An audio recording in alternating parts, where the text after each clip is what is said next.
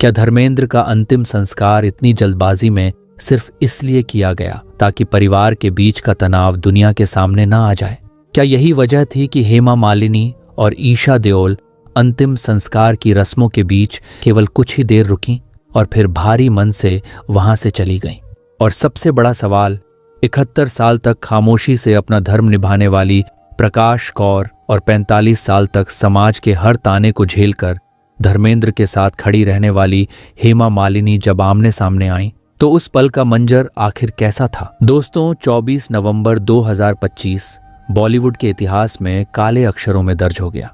इस दिन सिर्फ एक सुपरस्टार नहीं गया, बल्कि अपने पीछे ऐसे सवालों का तूफान छोड़ गया जिसकी गूंज जुहू से लेकर पंजाब तक सुनाई देती रही। आज हम आपको उस दिन की 10 ऐसी अहम डिटेल्स बताएंगे जो कैमरों की फ्लैश में तो कैद हो गईं, लेकिन न्यूज़ चैनलों की हेडलाइनों तक नहीं पहुंच पाईं। दोस्तों, अगर आपको भी लगता है कि धर्मेंद्र जी जैसे महान इंसान बार बार इस दुनिया में नहीं आते, तो कृपया इस वीडियो को एक लाइक जरूर करें। आपका यह छोटा सा लाइक हमारी ओर से उन्हें दी गई एक सच्ची श्रद्धांजलि होगा। और चैनल को सब्सक्राइब करना बिल्कुल मत भूलें। मुंबई के जुहू इलाके में प्लॉट नंबर 22 पर स्थित उस आलिशान बंगले में उस सुबह एक अजीब सी खामोशी पसरी हुई थी।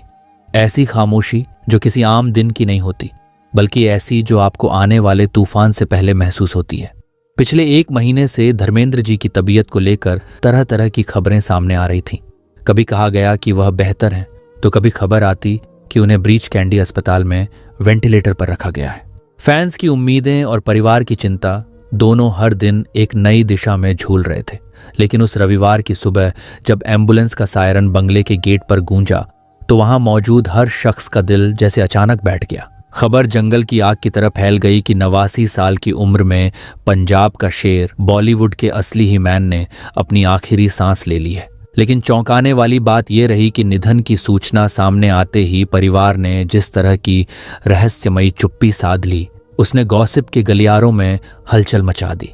आमतौर पर इतने बड़े सितारे के निधन पर अंतिम दर्शन के लिए पार्थिव शरीर को कम से कम 1 दिन के लिए रखा जाता है, ताकि दूर दूर से फैंस और इंडस्ट्री के लोग आ सकें। लेकिन यहाँ सब कुछ इतनी जल्दी और हड़बड़ी में हुआ कि किसी को संभलने का मौका ही नहीं मिला। ऐसा लग रहा था जैसे देओल परिवार नहीं चाहता था कि मीडिया का जमावड़ा वहां देर तक रुके। क्या उन्हें डर था कि दोनों परिवारों का आमना सामना किसी नई विवाद की चिंगारी न बन जाए? जैसे ही दोपहर करीब 1:30 पर यह खबर पक्की हुई कि धर्म पाजी अब नहीं रहे, पवन हंस शवदाह गृह में सुरक्षा अचानक बढ़ा दी गई।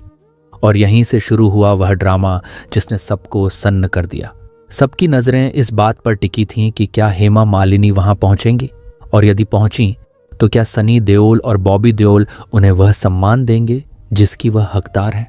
और हुआ भी वही जिसका अंदेशा था। सफेद लिबास में लिपटी, आंखों पर काला चश्मा लगाए जब हेमा मालिनी अपनी बेटी ईशा देओल के साथ वहां पहुंची, तो माहौल अचानक बेहद तनावपूर्ण हो गया। रिपोर्ट्स और प्रत्यक्षदर्शियों के मुताबिक भीड़ इतनी बेकाबू हो गई कि पुलिस को श्मशान घाट का गेट बंद करना पड़ा। लेकिन गॉसिप की दुनिया में आग की तरह यह बात फैल गई कि हेमा मालिनी को गेट पर रोक दिया गया। हालांकि यह पूरी तरह प्रशासन की मजबूरी थी, भीड़ नियंत्रण के लिए लिया गया कदम। पर उस समय हेमा मालिनी के चेहरे पर जो बेबसी और लाचारी दिखाई दी, उसे कैमरों ने पूरी तरह कैद कर लिया। वह वही पत्नी थी जिसने 45 साल तक दुनिया के ताने सहे थे, जिसने धर्मेंद्र के लिए अपना जीवन बदल लिया था।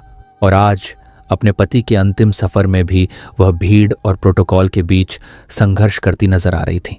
यह दृश्य किसी भी पत्थर दिल को पिघलाने के लिए काफी था। अंदर का नजारा तो और भी ज्यादा दिल तोड़ने वाला था। भारतीय समाज और हिंदू रीति रिवाजों के मुताबिक अंतिम संस्कार के सारे अधिकार बेटों और पहली पत्नी के पास होते हैं। पवन हंस के उस मैदान में सनी देओल और बॉबी देओल अपने पिता की देह के पास खड़े थे। उनकी आंखों में वह दर्द था जो शायद ही किसी ने गदर वाले तारा सिंह की आंखों में भी नहीं देखा होगा।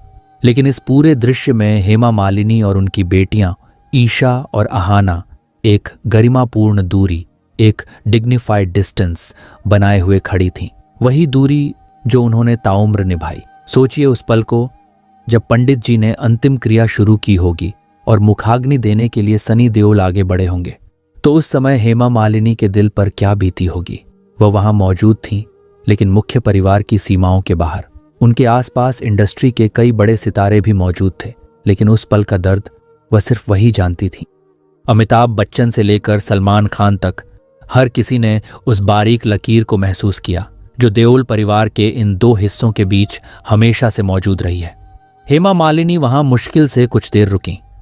उन्होंने श्रद्धांजलि दी, कुछ पल शांत खड़ी रहीं और फिर ईशा का हाथ थामे चुपचाप वहां से चली गईं। उनका इतनी जल्दी चले जाना कई सवाल खड़े कर गया।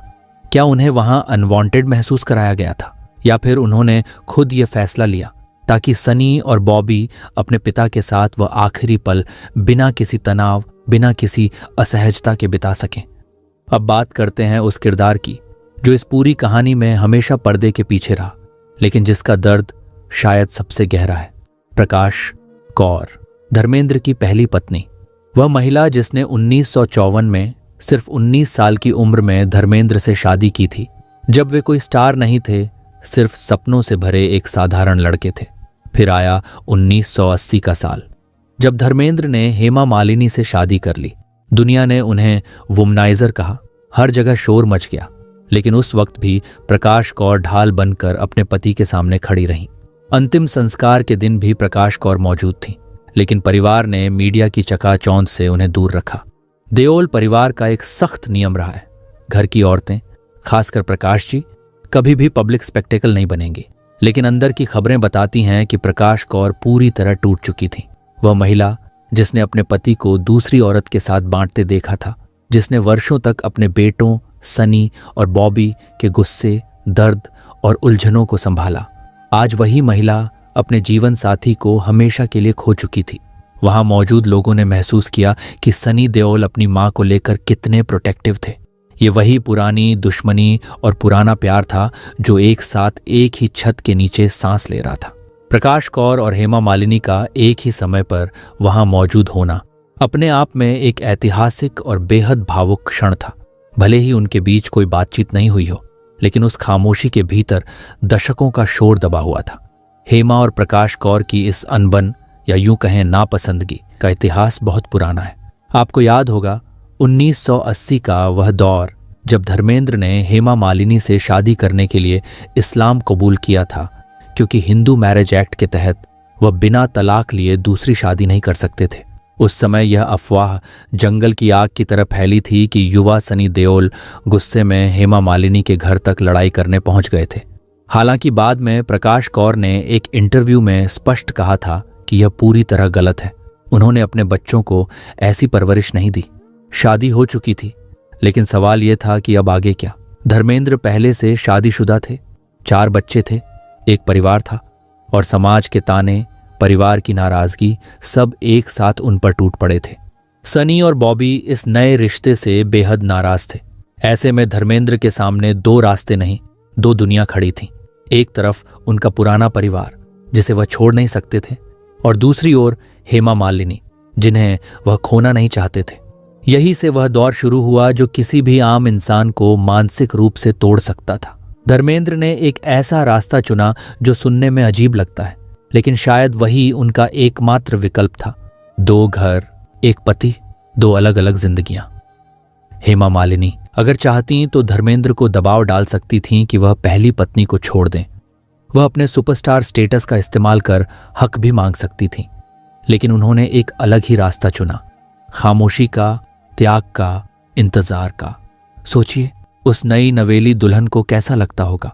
दिन भर पति साथ हो, शाम साथ बीते, लेकिन जैसे ही रात गहराए वह अपनी कार मोड़कर किसी और घर चला जाए। ये एक रात की कहानी नहीं थी, ये सालों साल चला।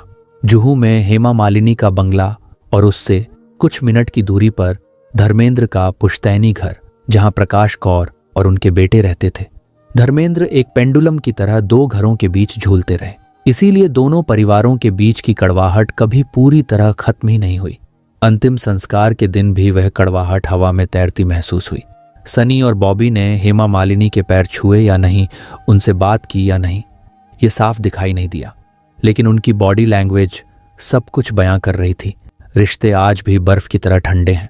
ईशा देओल जो पिछले कुछ समय से अपने भाई सनी पाजी के करीब आने की कोशिश कर रही थीं और जिन्होंने गदर 2 की स्क्रीनिंग भी होस्ट की थी, वो भी उस दिन बिल्कुल अलग थलग नजर आए।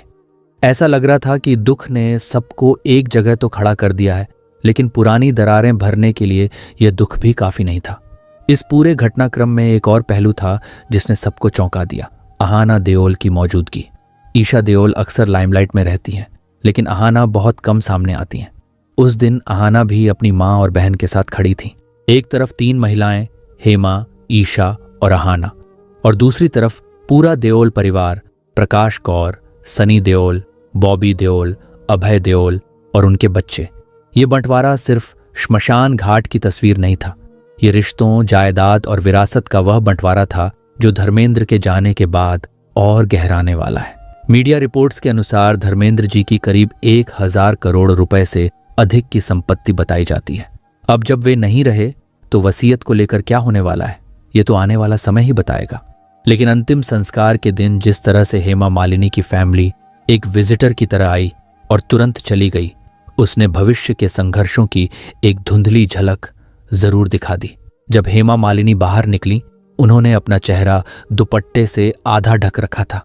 वही ड्रीम गर्ल जिनकी एक मुस्कान पर कभी दुनिया फिदा थी, लेकिन उस दिन वे एक थकी हुई, टूटी हुई पत्नी लग रही थी, जो अपने पति को उस जगह छोड़कर जा रही थी जहां शायद उसे अपना हक भी नहीं मिला। उनकी गाड़ी जैसे ही भीड़ के बीच से निकली, फैंस ने उन्हें घेर लिया। हर कोई बस एक झलक चाहता था, लेकिन बहुत कम लोग उस महिला के दर्द को महसूस कर पाए जो अपने जीवन साथी को विदा करके जा रही थी। सलमान खान, जो धर्मेंद्र को अपना आदर्श मानते थे और डैड कहते थे, उनकी हालत भी खराब थी। चेहरा सूझा हुआ, मानो घंटों रोए हों। अमिताभ बच्चन, जिन्होंने शोले में वीरू के साथ जय बनकर दोस्ती की मिसाल कायम की थी, वो भी बेहद गुमसुम थे। ऐसा लग रहा था जैसे जय का एक हिस्सा आज वीरू के साथ ही चला गया हो। इन सितारों की मौजूदगी ने साबित कर दिया कि धर्मेंद्र का कद क्या था, लेकिन इनके बीच भी परिवार की भीतर ही भीतर चल रही खींचतान की गूंज दबाई नहीं जा सकी। अब बात उस विवाद की जिसने अंतिम संस्कार को लेकर सबको हैरान कर दिया, राजकीय सम्मान यानी स्टेट फ्यूनरल न मिलना। धर्मेंद्र जी पद्म भूषण से सम्मानित थे, वे सांसद भी रहे थे। कायदे से उन्हें तिरंगे में लपेटकर और गन सैल्यूट के साथ विदा किया जाना चाहिए था, जैसा श्रीदेवी या शशि कपूर को मिला था। सोशल मीडिया पर लोग सरकार को कोसने लगे, लेकिन रिसर्च और अंदरूनी सूत्रों के अनुसार यह फैसला सरकार का नहीं बल्कि परिवार का था। देओल परिवार, खासकर सनी देओल, चाहते थे कि उनके पिता की अंतिम यात्रा पूरी तरह निजी रहे। वे नहीं चाहते थे कि सरकारी प्रक्रियाओं के कारण देर हो या वहां कोई राजनीतिक तमाशा खड़ा हो जाए। वो अपने पिता को सूर्यास्त से पहले शांति से विदा करना चाहते थे, लेकिन फैंस के लिए यह बात हजम नहीं हुई। उन्हें लगा कि उनके ही मैन के साथ नाइंसाफी हुई है। ये जल्दबाजी भी सवालों के घेरे में रही। सुबह निधन और दोपहर तक अंतिम संस्कार। इतनी हड़बड़ी क्यों? क्या वाकई परिवार को डर था कि अगर पार्थिव शरीर ज्यादा देर रखा गया तो प्रकाश कौर और हेमा मालिनी के बीच का तनाव मीडिया के सामने खुलकर नजर आ जाएगा? परिवार की नाराजगी और माफी का सच भी काफी जटिल है। कहा जाता है कि प्रकाश कौर ने समय के साथ धर्मेंद्र को माफ कर दिया था और शायद हेमा मालिनी के अस्तित्व को भी मजबूरी में स्वीकार कर लिया था। उन्होंने एक बार कहा था, अगर धर्मेंद्र की जगह कोई और मर्द होता तो वो भी हेमा को ही चुनता। ये त्याग था या मजबूरी, ये कहना मुश्किल है, लेकिन परिवार के बाकी सदस्य, खासकर बच्चे, इस रिश्ते को कभी दिल से स्वीकार नहीं कर पाए। ईशा देओल ने एक इंटरव्यू में कहा था कि उनके पिता उनके लिए बहुत प्रोटेक्टिव थे, लेकिन वे कभी उस दूसरे घर में खुलकर नहीं जा पाईं और अंतिम संस्कार के दिन यह सच खुलकर सामने आ गया। हेमा जानती थीं कि अगर वे वहां देर तक रुकती या किसी रस्म में हिस्सा लेने की कोशिश करती तो माहौल बिगड़ सकता था। इसलिए उन्होंने वही किया जो वे पिछले 45 सालों से करती आई हैं, त्याग। उन्होंने अपने पति को अंतिम विदाई दी, लेकिन दूर से। उन्होंने उस चिता के पास जाने की जिद नहीं की जिस पर पहला हक प्रकाश कौर और उनके बेटों का था। यह हेमा मालिनी का बड़प्पन था या उनकी हार, इसका फैसला तो इतिहास करेगा। अब जब धर्मेंद्र नहीं रहे तो देओल परिवार का भविष्य क्या होगा? क्या सनी देओल परिवार के मुखिया के रूप में हेमा मालिनी और उनकी बेटियों को साथ लेकर चल पाएंगे, या फिर ये दूरियां अब खाइयों में बदल जाएंगी? अंतिम संस्कार के बाद सनी देओल की चुप्पी बहुत कुछ कह रही थी। उन्होंने मीडिया से कुछ नहीं कहा, सिर्फ हाथ जोड़कर निकल गए। आंखों पर काला चश्मा था, लेकिन आंसू छिप नहीं पाए। वो एक बेटे का दर्द था जिसके कंधों पर अब पूरे परिवार की जिम्मेदारी आ गई है। दूसरी तरफ हेमा मालिनी ने भी सोशल मीडिया पर सिर्फ एक आधिकारिक बयान जारी किया और खामोश हो गई। ये खामोशी उस तूफान के बाद की शांति है जो बॉलीवुड के सबसे बड़े और सबसे रंगीन अध्याय का अंत कर गया। धर्मेंद्र जी की कहानी सिर्फ फिल्मों की कहानी नहीं थी। ये जज्बातों, गलतियों, प्यार और रिश्तों को निभाने की लंबी जद्दोजहद थी। एक जाट लड़का, पंजाब के सहानेवाल से मुंबई आने वाला, जिसने मीना कुमारी से लेकर हेमा मालिनी तक के दिलों पर राज किया, जो कभी एक्शन किंग बना तो कभी एक कोमल कवि। उनका जाना एक युग का अंत है और उनके जाने के साथ ही वह पर्दा भी गिर गया जो देओल परिवार के अंदर चल रहे मतभेदों को ढककर रखे हुए था। अब जब वो डोरी टूट गई है जो इन सबको एक जगह बांध कर रखती थी, यानी खुद धर्मेंद्र, तो देखना होगा कि यह परिवार बिखरेगा या निखरेगा। क्या हेमा मालिनी को अंतिम संस्कार में वह जगह मिली जो एक पत्नी को मिलनी चाहिए? यह सवाल हमेशा चुभता रहेगा। कुछ लोग कहेंगे परंपरा के अनुसार प्रकाश कौर का हक था, कुछ कहेंगे 45 साल साथ निभाने वाली हेमा को क्यों पीछे रखा गया। ये भेदभाव क्यों? इस वीडियो को खत्म करते हुए हम आपसे कुछ सवाल छोड़ना चाहते हैं। क्या श्मशान घाट पर हेमा मालिनी का जल्दी लौट जाना सही था? क्या सनी देओल को आगे बढ़कर अपनी सौतेली माँ और बहनों को गले लगाना चाहिए था? क्या धर्मेंद्र की रूह को शांति मिली होगी ये देखकर कि उनके जाने के बाद भी उनका परिवार एक होकर भी एक नहीं हो पाया?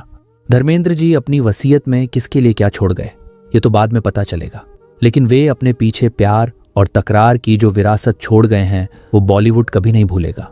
ही मैन को हमारी भावभीनी श्रद्धांजलि।